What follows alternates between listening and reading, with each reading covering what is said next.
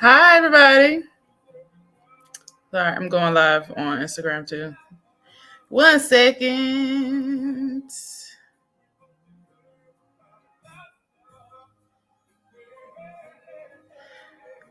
How you doing? Happy Cinco de Mayo.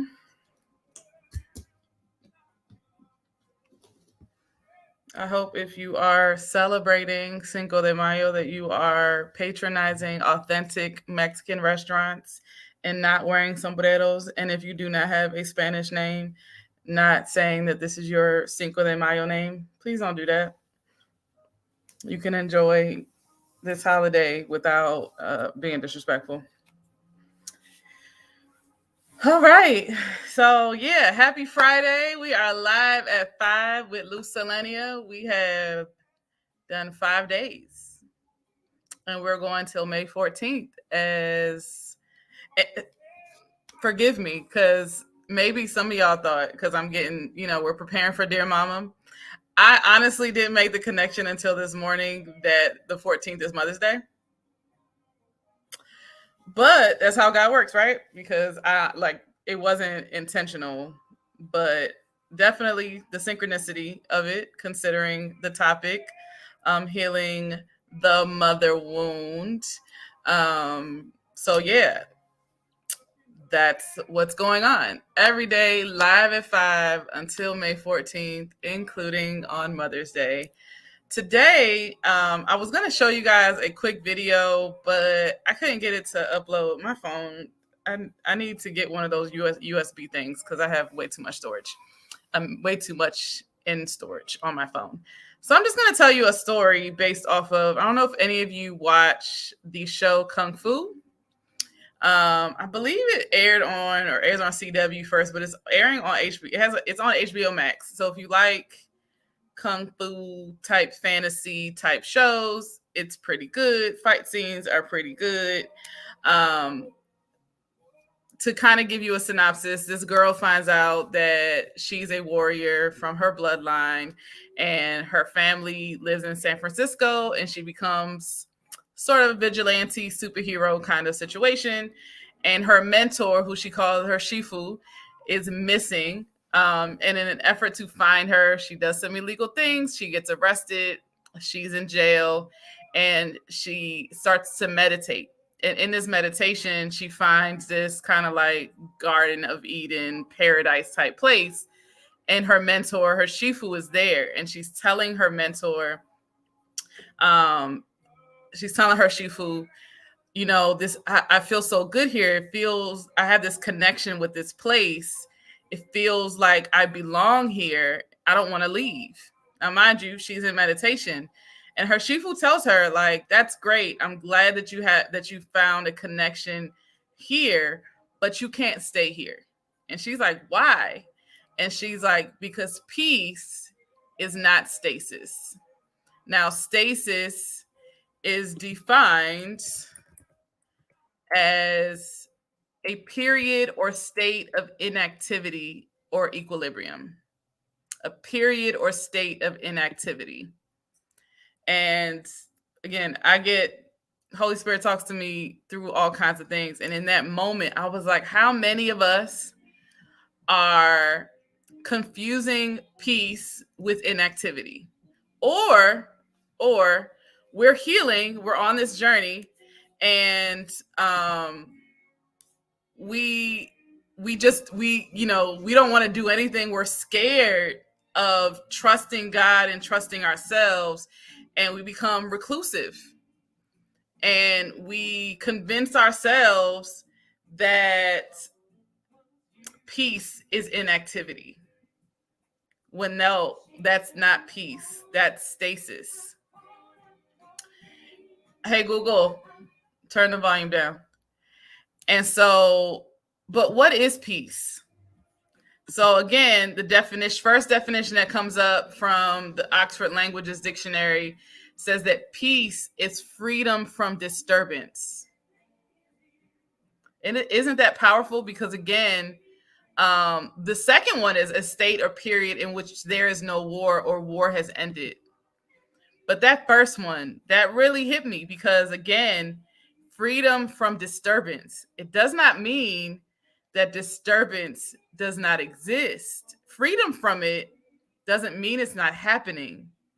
Doesn't mean that you are not going through things. It does not mean that you trials and tribulations, triggers and traumas.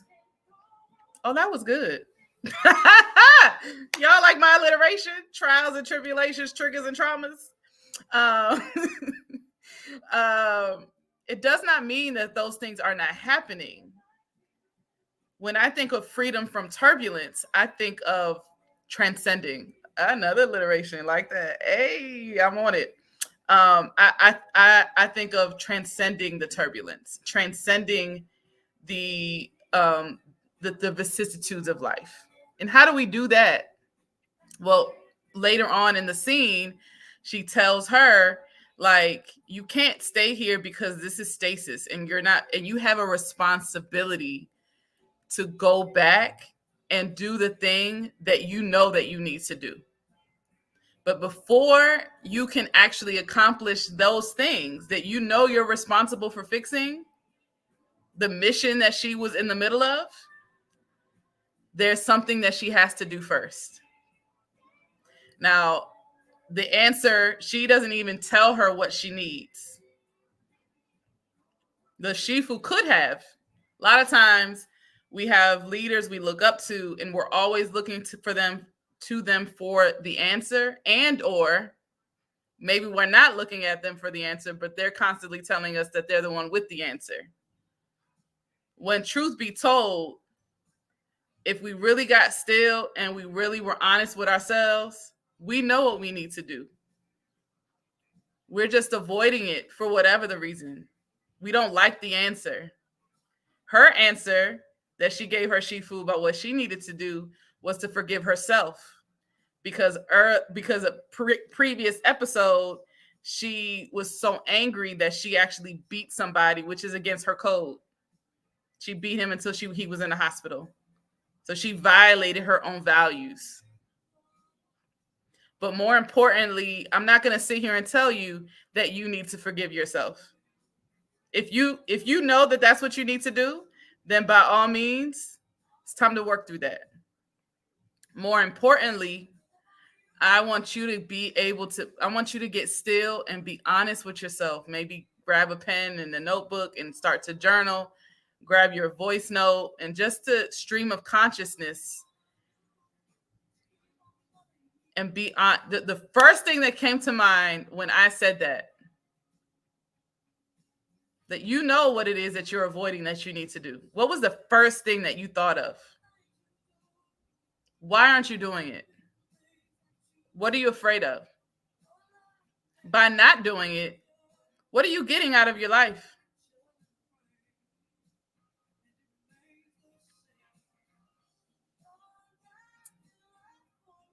Because unfulfilling the mission that you have is weighing on you. Not choosing to do that thing, that's sinful. And again, I can't tell you what that is. Even if I did know every single one of you intimately, I don't position myself in that way in people's lives. Because ultimately, God is speaking to you. Holy Spirit is speaking to you. Your inner consciousness, your connection to divine is speaking to you all the time. And if you can't do it, there's one thing to just not do it. And even then, you got to deal with that. Like, why are you just not doing the thing? But if you really, really feel like you can't, that's why we heal.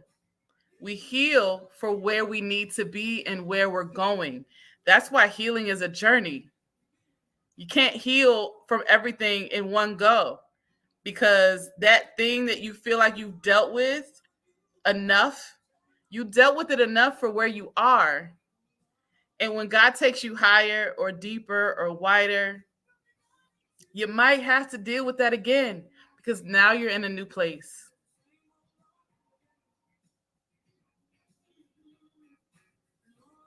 That's why I'm talking about healing the mother wound.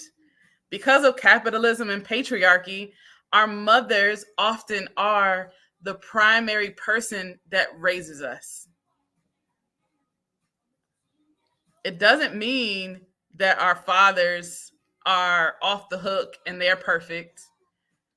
Quite frankly, I have spent a lot of time hearing about daddies.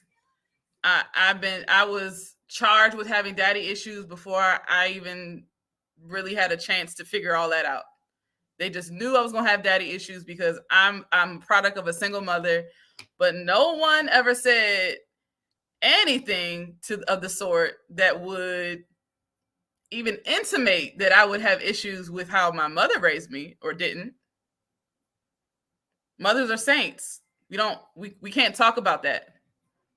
We can dump on daddies. It's easy for them because they're the ones that historically are not in the home. Although those statistics and the way that media talks about that is very skewed. There are more Black men in the home. That doesn't mean they're great fathers. Presence is one thing. Hey, Janelle.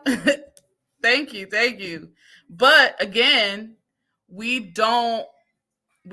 there isn't safe discourse around the effects of trauma on our mothers and how them being the primary caretaker in most homes or even grandmothers, it's usually the woman, and how that impacts both the son and the daughter. And a lot of us are being held up or are not fulfilling our God-given potential in relationships with ourselves, with others, with our children, with our spouses, our partners, our girlfriends, our boyfriends, in our businesses, because of seeds of trauma that were planted by our mothers, whether intentionally or not. Whether they really were doing the best that they could, or they were trash. Janelle says, I was raised with both in the home, and I didn't realize the depth of mother issues until I gave birth. That's real.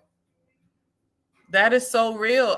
A Facebook friend was talking about, and was very devoted to her mom, took us through the journey of being there for her mom in her last days. And then when her mother passed, on top of the grief, having to also grieve how she performed this type of daughterly duty to be this type of person for her mom. And now, in addition to just grieving the loss, she's also now having to figure all that out.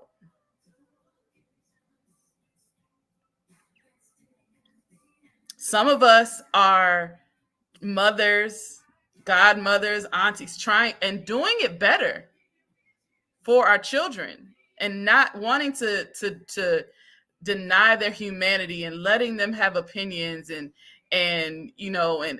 all the things that we can go through with our moms, where they do a lot, they can do a lot for us.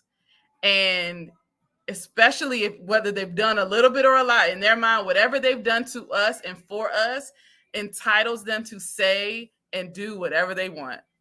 And we are supposed to honor them and respect them regardless, and keep coming back because they're our mothers and they sacrifice so much. Yeah. So I think some are trash while doing the very best they can. Yeah, that's a very real place to get to in your healing journey, to be like, this was the best that she could, and it was terrible. Their situational therapist on TikTok was like, I don't care about you saying you did the best that you could. I just needed you to do better every single day. And that trope of I did the best I could becomes a defense mechanism for them not wanting to hear how, okay, I acknowledge and I'm grateful for what you did, or not.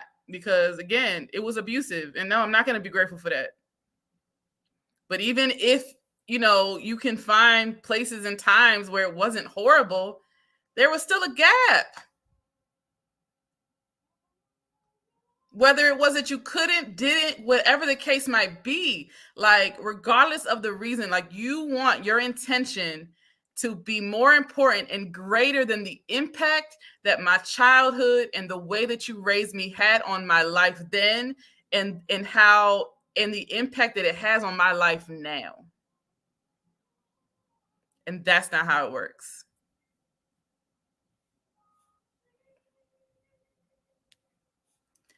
And many of us will never get the satisfaction that we think we need from our mother figure to heal.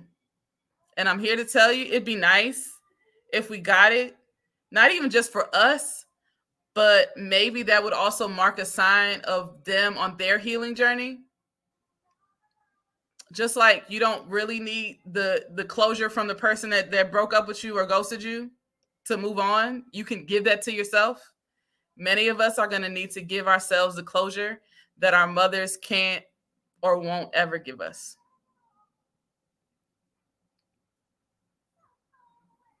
Because remember, peace is the freedom from turbulence. Doesn't mean that there won't be turbulence with your mom, with your mother figure. But the freedom from it means that she won't, whether it is you disconnect or you remain in some form of relationship, she won't be able to play you like a little marionette puppet, because you'll see her for who she is. And that many of them, whether they realize it or not, especially with daughters, they want us to hate ourselves the way they hate themselves. And any semblance that we do better than them, on one hand, it's like they'll leech off of it because like, oh, that's because of me. On the other hand, they can't wait to humble you and find something to criticize you. And many times those two things will happen in the same conversation. With sons, a lot of times their trauma with men gets taken out on the son. And they become, as Ayanla put it, all y'all paying attention to that part where she asked Ebony if she would date a bus driver. And yet there was so much else in that conversation to focus on. One of the things that she said is that she had to realize that she was a trash mother and a great father. And she had to apologize to her children because she was a horrible mother and acted as a father in their life because their father wasn't there, and being the taskmaster, being the one who was in their face and telling them and this is that and the other, but never provided them with the feminine, not just in gender, but in energy, what the mother as the divine feminine in their child's life was supposed to. The presence, the comfort, the guidance, the love. A lot of our Black moms, and for very real reasons, all the systemic oppression, we push our kids to be productive, and there's no softness, and that's because they likely didn't have softness in their lives. They're hurt, they're traumatized, their defenses are up. And so they can't give what they don't have, and likely what they didn't receive. So we can give it to ourselves, though. That doesn't have to be the end of the story. So if that's you, and you are available on Saturday, May 27th, it's on the bottom of the screen on YouTube and Facebook. And you're available Saturday, May 27th. Buy your ticket today, $50, LuzCelenia.com/Dear Mama. If you're not available, I am after the event, because everybody at the event will be the first to receive my ebook called Healing Eve, about healing the mother wound.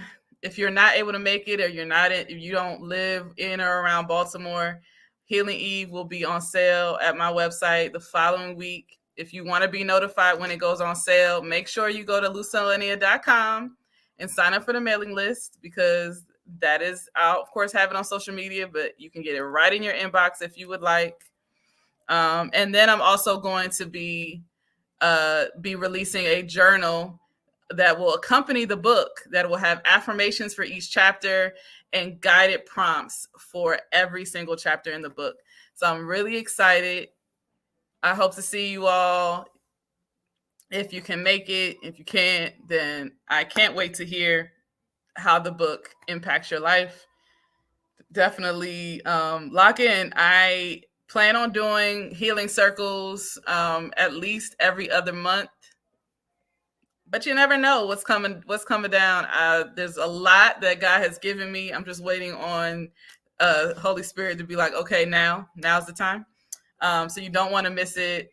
I am going to go now. It's Cinco de Mayo, so if you're going out, again, have fun, be safe, don't be disrespectful, and if you can, go to an authentic Mexican restaurant and patronize them on today. All right, I will see you guys tomorrow, live at 5. And as always, never forget to be as radiant as the sun. Thank you, Janelle, for being here, and all of in your comments and your vulnerability. I appreciate it. And if you're watching on the replay, thank you for being here. Thank you for connecting with me every single day. We're here till the 14th. Adios.